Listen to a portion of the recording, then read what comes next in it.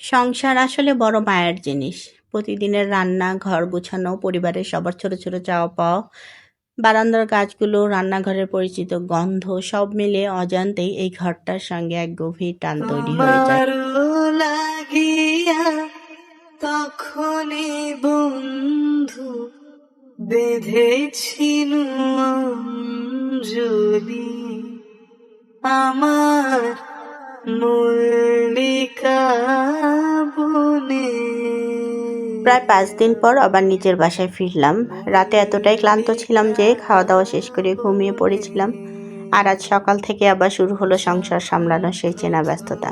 ঘুম থেকে উঠেই সবার আগে চলে গেলাম বারান্দায়, আমার প্রিয় গাছগুলোর কাছে। সকাল থেকেই ঝুম বৃষ্টি, চারপাশে এক অন্যরকম শান্ত পরিবেশ। কিছুক্ষণ বৃষ্টির সৌন্দর্য উপভোগ করলাম আর আদর করে গাছগুলোর খোঁজ খবর নিলাম। এরপর তো আগের দিন যেহেতু ফিরেছি, এক গাদা কাপড় নিয়ে এসেছি। ওখানে আমি কোনো কাপড় ধোয়াই না, কারণ ওই ধুলে আবার ঝামেলা নিয়ে আসা।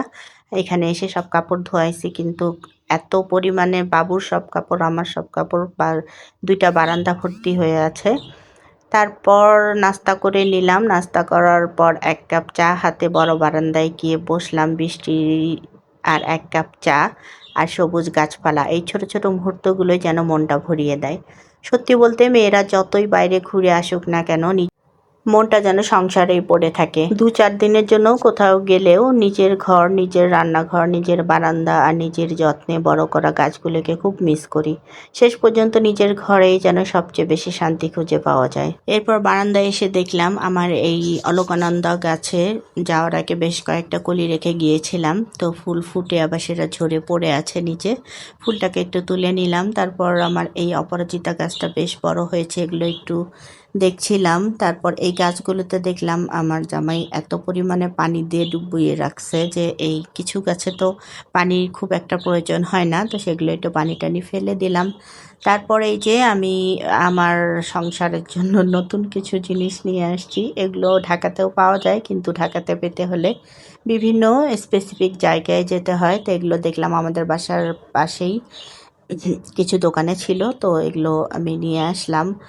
আমার কাছে এগুলোর মধ্যে ভিডিও করলে বেশ ভালো লাগে দেখতে, কিছু কিছু জিনিসের জন্য কিন্তু এগুলো খুবই পারফেক্ট আমাদের মানে ভিডিওগ্রাফির জন্য। তো এর মধ্যে আমি কিছু কাঁঠালের বিচি রেখে দিলাম। তারপর সকালবেলা ঘুম থেকে উঠেই দেখেছি জামাই অফিসে যাওয়ার আগে মাছের কিছু বাজার করে রেখে দিয়ে গেছে। তো মাছগুলোকে একটু আমার হেল্পিং হ্যান্ড এগুলো সব একটু ধুয়ে টুয়ে দিয়ে গেছে। যদিও মাছগুলো বাজার থেকে কেটে আনা হয়, ও শুধু ধুয়ে দেয়। তারপর আমার কাজ হলো এগুলোকে প্যাকেজিং করে ফ্রিজে রেখে দেওয়া। তো এগুলোকে একটু প্যাকেট করছিলাম। তারপরে এই তো ভাবি 2টা মিনি কাপ কেক দিয়েছিল আমাকে আর বাবুকে বাসে খাওয়ার জন্য। তো বাসের মধ্যে আর খাওয়া হয়নি, তো বাসায় এসে খেলাম। তো খুব মজার ছিল কেকটা। তো এই ছিল আমার আজকের ভিডিও। কথা হবে নেক্সট কোনো ভিডিওতে। ভালো থাকবেন সবাই। আল্লাহ হাফেজ।